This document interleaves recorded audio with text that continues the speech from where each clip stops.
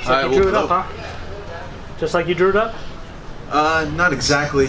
I didn't really want to win off my back, and I trained so much stand-up, so I definitely wanted to show a little more. But whenever I went for a flying knee, and he kind of hit my shoulder, and I fell, lost my balance, and when he came into my guard, I was like, okay, let's work a little bit from here, and I got stuff going right away, so we just went with it. How nice is it, though, to know that you have those instincts that when something like that does happen that you don't expect, to kind of be knocked off balance like that it's not that big of a deal for you to adjust quickly? Yeah, for sure. That has a big impact on my stand-up game. I can pretty much throw whatever I want and not have to be scared of a takedown.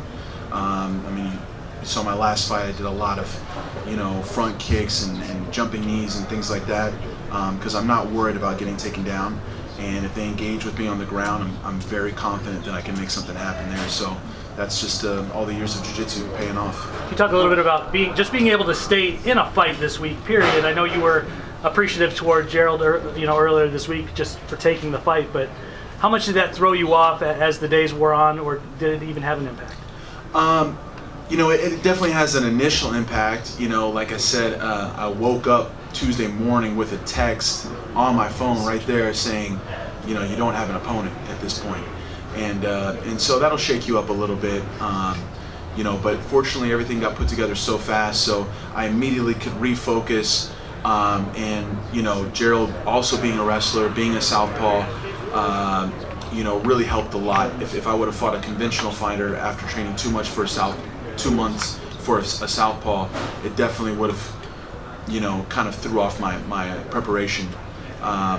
But everything, worked out well. I feel like Gerald was about as best of a replacement as we could get. A great name, tons of experience, and like I said, he kind of fell into what I was training for really well. Do you think this early about how quickly you want to get back in there, or what level of opponent you want to have next?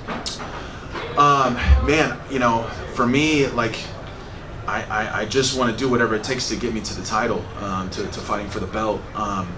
If that could be the next fight, that'd be great. That's what I was, under the impression of with the fight with Salter, when that was the number one contender. No one else, at this point, I don't think anything really makes sense other than fighting for the title or trying to redo this Salter fight. So, he's 5-0 in Bellator, I'm now 4-0 in Bellator. So either the title or Salter, I think that's all that makes sense, and that's what I want. My goal for 2018 was to be the Bellator, middleweight world champion. That's all I'm dreaming about. That's what inspires me, motivates me, and I'm working very hard to achieve that. With a night full of submissions that's going to go down in the history books, was it a little frustrating for you to not get to test yourself against someone as good at submissions in this division as you? No, it wasn't frustrating. I think it was just a great night for jiu-jitsu, and I'm sure Salter and I mean, it's only a matter of time. It's going to happen, and we'll, get our opportunity. But, tonight was a whole nother challenge, and Gerald's never been submitted before in all of his 30 fights. So, I'm once again very thankful for Gerald for stepping up. He's a tough guy. Took him very serious, even though he didn't have much time to, no time to prepare. But, I'm still pretty proud of the fact that I submitted a guy that never been submitted before, and he's been fighting at the highest level of competition forever. So, it was a good night. Wonderful, guys. Rafael, with an R. Do you feel, obviously at Bellator 200, Michael Carvalho is going to defend against Gegard Mousasi. He's probably the favourite in that. Do you think you're ready for the kind of experience of a Mousasi if he wins that title? Are you actually ready for that now? Man, I think I am. I totally believe I am. This is, even though I've only had 8 fights now, this is a lifetime of work. I've been competing my whole life, and I'm kind of getting used to being the underdog and going against guys that have a lot more fights than me. So, now's my time. I'm coming into my prime, physically, mentally, technically, and I'm not here to mess around. Is there a sense that you can't leave it too late because you are not a spring chicken, if you like? Yeah.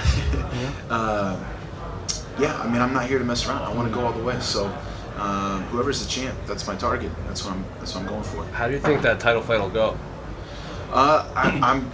you know, two great martial artists, nothing but respect and great things to say about both of those fighters. But honestly, I'm kind of leaning a little towards Carvalho in that match. Is that because you want to fight him rather than Mousasi? No, I just think that, you know, they're in two different directions, and you know, Carvalho's stand-up is you know, the best, and you know, it could really go either way. But if I had to bet, I would bet on Carvalho. Is one of them a tougher fight than the other for you? I wouldn't say that. No, I don't think so. I think they're both very good, very tough. Yeah. Last question, guys. As a guy who's been a World Jiu-Jitsu champion yourself, how do you feel about Dylan Dennis and his debut in Bellator tonight?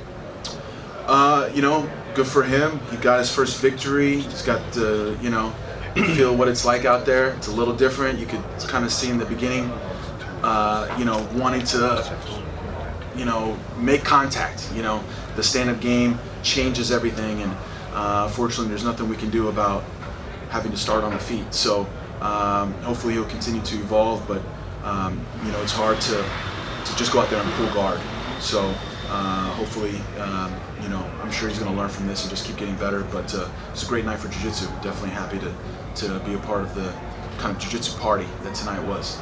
Thank you. No more questions, but can I make a comment? Nice shirt, sir. Oh, thank you. Very Good nice, for you. very nice shirt. Thank you, guys.